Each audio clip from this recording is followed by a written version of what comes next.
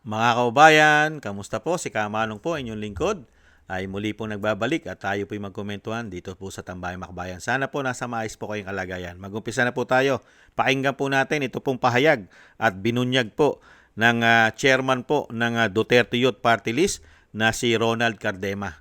Dito po sa Kabataan Party List nominee na napatay sa engkwentro po at isa po itong NPA, mga kababayan. At alam naman po natin isang damukal po dyan sa Kongreso, mga party list, grupo po ng mga ulupong di umano. Pakinggan po natin ito pong si Ronald Cardema, mga kababayan, at panuorin. Yung napatay na lalaki diyan na NPA, Congressman nominee ng Kabataan Party List, si RJ Ledesma. 'Di ba? O hindi mo naman maririnig nagsasalita ngayon sina Renico, sina Sara Ilago. Hindi lang basta miyembro yan eh. Congressman nominee. Kung nanalo lang na nanalo, pwedeng yan ang nakaupo ngayon sa Kongreso ng Pilipinas. Kaya nga sinasabi ko, pinapaalala ko sa ating gobyerno, ang Kabataan Party List at Gabriela Party List ay meron pong kaso na disqualification matagal na sa COMELEC. Dahil sinasabi ng gobyerno, may mga miyembro sila na nagiging teroristang NPA. Eto, Congressman nominee, paano mo pa itatanggi to? Yan po. Yan mga kababayan, totoo po yun. Yan po yung nakaraang araw na naganap na engkwentro at may napatay nga po, nakipaglaban po mga tambay. Yan po, isa pong nominee ng party list po nila. Grupo po ng Makabayan Black. Kaya nga po nananahimik dyan, lalong-lalo po yung Kabataan Party List. Kamusta na kaya dyan yung tinatawag na pinsan ni Saldico? Yung congressman po ng party list, yung ko. Hindi ba? Si ko, mga kababayan. At tahimik na tahimik po sila dyan. Ang Makabayan Black. Pati nga si Dilima, tahimik dyan eh. Dahil nga po, nakita nyo po, talagang napakatagal na panahon na po na pinapasukan na po ng grupo ng makakaliwa ang gobyerno, lalong-lalo po dyan sa House of Representatives.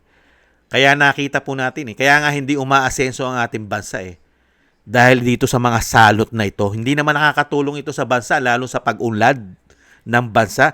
Wala pong nagagawang pagtulong yan ang mga komunista. Kailanman ay hindi aasenso ang bansa mo pagka ganyan nasanay na sanay pumatay, sanay na sanay tsumugi. At ang mahirap, ang ginagawa pa nilang enforcement, ang ating mga anak, nilalason pa ang utak ng ating mga anak para lang pumapaniwala sa mga kademonyohan nila, di umano.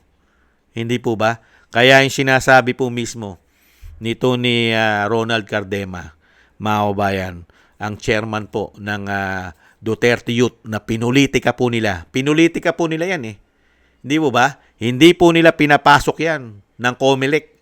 Ginawan po nila ng issue yan. Mga kababayan, 3 seat po ang nawala dyan sa Duterte Youth. Bahigit 2 milyon po ang boto niyan. 3 representative po sana ng Duterte Youth ang makapasok. Ano po ginawa nila? Hindi po ba? Dinisqualified nila yan. At nakapasok po ang grupo dyan ng Makabayan Black. Ang napalit dyan sa Duterte Youth. Kaya nga po ang ating bansa ngayon, nakita nyo po, lahat na po ng problema ay nagbalikan.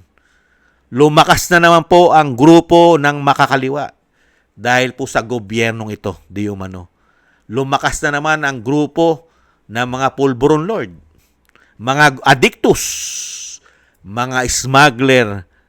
Lumakas na naman po at naging powerful na naman ang mga oligarkiya. Lalong-lalo po lumakas at dumami na naman ang mga magnanakaw na politiko sa ating bansa. Na 6 na taon po natin yan nakita na hindi nangyari yan sa panahon ni dating Pangulong Duterte. Dahil nagkaroon po sila ng takot. Dahil ang Pangulo ay may tapang na may malasakit pa sa bansa at sa mga Pilipino. Kaya po mga kababayan, nakakalungkot ang nangyayari. Yung mismo na natutuklasan ng taong bayan at alam na natin mismo kung sino ang mga salot sa lipunan, pero nahandyan po ang malalaking mainstream media na hindi man lang nagsasalita at kinukundina ang kasamaan ng mga makakaliwa. Dahil pati yata sila ay protektado, nasusuhulan din yata sila, o nagagamit yata nilang propaganda yan. Hindi kaya, lalong-lalo ng gobyerno ngayon. Kasama rin yata yan sa propaganda nila, di umano. Lalong-lalo sa pagpapabagsak sa mga Duterte. Kaya nga po tayo nagdarasal at humihiling na mangyari pong muli na makabalik ang isang Duterte. Dahil yan po ang napakagandang mangyayari muli sa ating bansa. Dahil yan ay natutukan na po nila yan. Humina na po ang grupo ng makakaliwa. Kaya nga gusto ni Sara Duterte, kaya nga niya ginamitan ng confidential fund ang mga tao na yan para po mabunyag at mabulgar ang mga katarantaduhan at kawalanghyan ng mga taong yan. Kaya nga lang pinulitika po siya ng mga demonyong politiko na sumusuporta pala sa mga kakaliwa. Hindi kaya.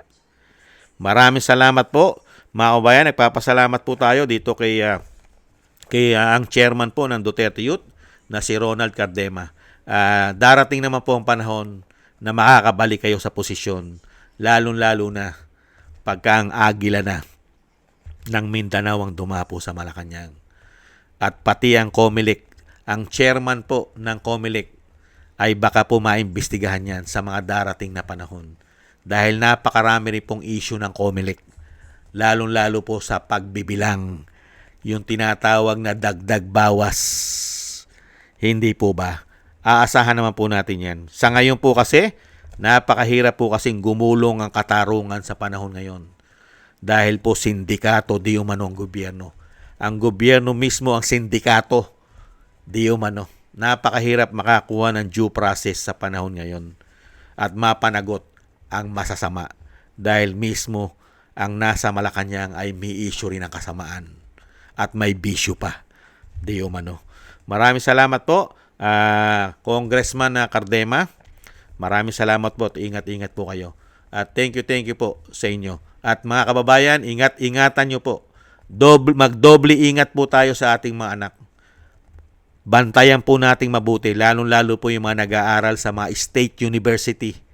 Bantayan po natin dahil napakarami pong demonyo na nagkalat po dyan para po hingkayatin ng ating mga anak na sumapi sa kanila.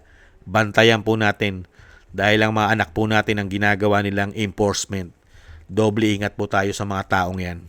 Maraming salamat po sa nakagusto po ng ating Tambayang Makabayan sa YouTube at TikTok. At ganun din po sa ating mga subscribers at mga nagko-comment, like, share, and subscribe. Maraming salamat po sa inyo. Shoutout po sa inyo lahat. At thank you rin po sa mga nagbibigay po ng tulong at biyaya. Shoutout po kay Eric Hershon ng Canada, Tatay Nick ng Canada, Mila Yi, Annie Jo, Jem Aris sa United Arab Emirates, Beichi Chiyoko, Kingston ng Hong Kong, Jake Yahut ng California, USA, Gina Ray ng Berlin, Germany, Julieta Silona ng Sydney, Australia, Baby Roman, Ate Isa ng Cagayan, Jovelyn Watanabe, ako si Pilam, Chodorico Erguisa Jr., Arpel Villacorta, Wills Bubbles, Rosalina, Michelle Yamaguchi, Norma Garcia, Gayat Sena, Nancy Lumampao, Balance Vision TV at Jesus Valdefena. Ingat-ingat po kayo, lalong-lalo po sa inyo po mapagawa. At shoutout po sa inyo lahat. God bless po sa inyo lahat. Maraming salamat po. Tiis-tiis lang po tayo. Bye-bye.